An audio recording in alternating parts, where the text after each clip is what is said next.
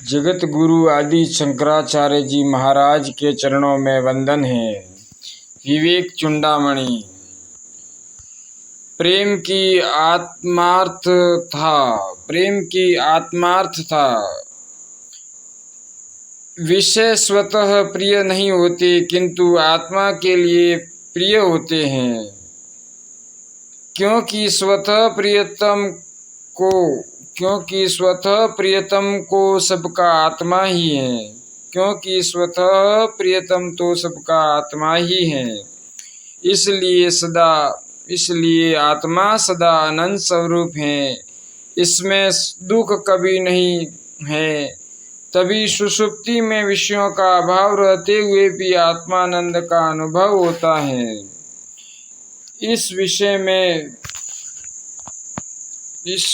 में श्रुति, प्रत्यक्ष, इतिहास और अनुमान प्रमाण जागृत मौजूद हैं। माया निरूपण। जो अव्यक्त नाम वाली त्रिगुणात्मिका अनादि अविद्या परमेश्वर की पराशक्ति है, वही माया है, जिससे यह सारा जगत उत्पन्न हुआ है। बुद्धिमान जन इसके कार्य से ही इसका अनुमान करते हैं। वह न सत है, न असत है, और न सत उभय रूप है।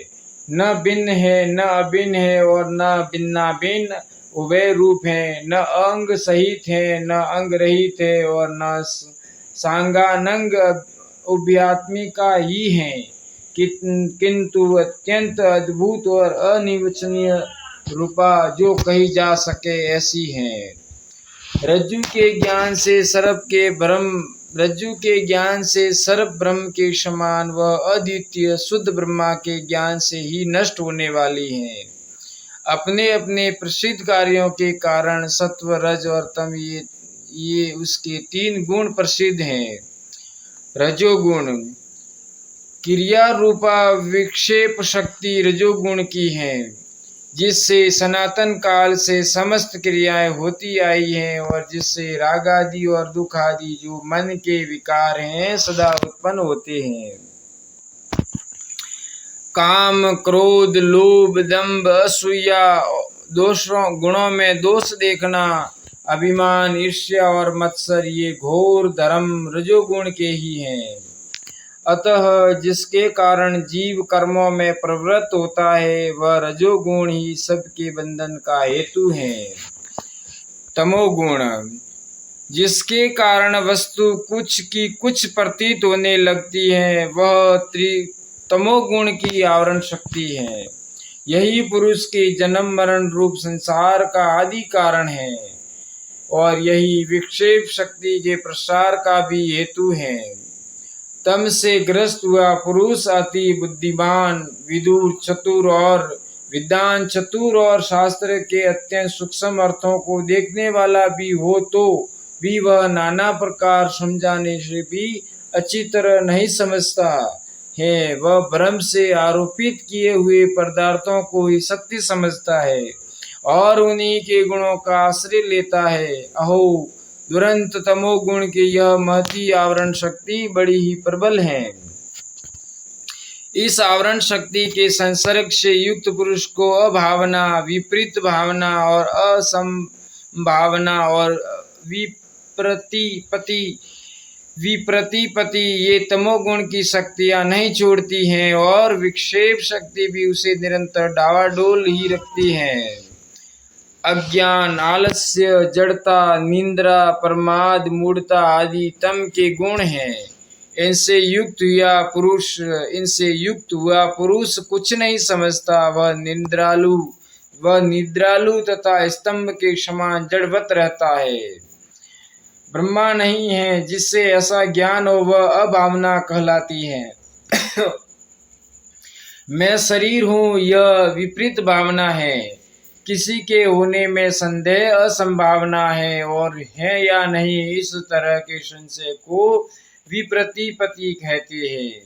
प्रपंच का व्यवहार ही माया की विक्षेप शक्ति है। सत्वगुण सत्वगुण जल के समान शुद्ध हैं, तथापि रज और तम से मिलने पर वह भी पुरुष की प्रवृत्ति का कारण होता है। इसमें प्रतिबिंबित होकर आत्मबिंब सूर्य के समान समस्त जड़ पदार्थों को प्रकाशित करता है। अमानित्व आदि, यम नियम आदि, श्रद्धा, भक्ति, मुमुक्षुता, देवी संपत्ति तथा असत का त्याग, ये मिश्र रजतम से मिले हुए सत्व गुण के धर्म हैं।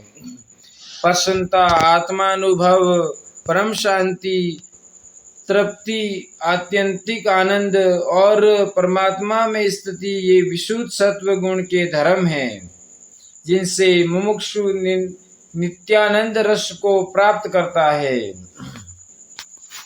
कारण शरीर। इस प्रकार तीनों गुणों के निरूपण से यह अव्यक्त का वर्णन हुआ। यही आत्मा का कारण शरीर है।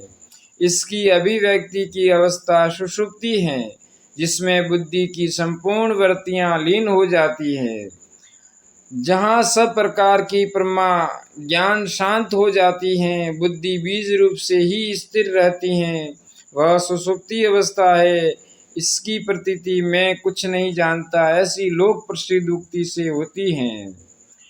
अनात्म निरूपण। देह, इंद्रिय, प्राण, मन और अहंकार आदि सारे विकार, सुख आदि संपूर्ण विषय, आकाश आदि भूत, अव्यक्त पर्यंत निखिल विश्व, ये सभी अनात्मा हैं। माया और महतत्व से लेकर देह पर्यंत माया के संपूर्ण कार्यों को तू मरु मरीचिका के समान असत और अनात्म जान। आत्मनिरूपण। अब मैं तुझे परमात्मा का स्वरूप बताता हूँ, जिसे जानकर मनुष्य बंधन से छूटकर केवल्य पद प्राप्त करता है। अहम प्रत्यय का आधार कोई स्वयं नित्य पदार्थ है, जो तीनों लोकों अवस्थाओं का साक्षी होकर भी पंचकोशातीत हैं। जो तीनों अवस्थाओं का साक्षी होकर भी कोशातीत हैं। जो जागृत, स्वप्न और सुषुप्ति तीनों अवस्थाओं में बुद्धि और उसकी वृत्तियों के होने न होने का भाव से स्थित हुआ जानता है। जो स्वयं सबको देखता है, किंतु जिसको कोई नहीं देख सकता।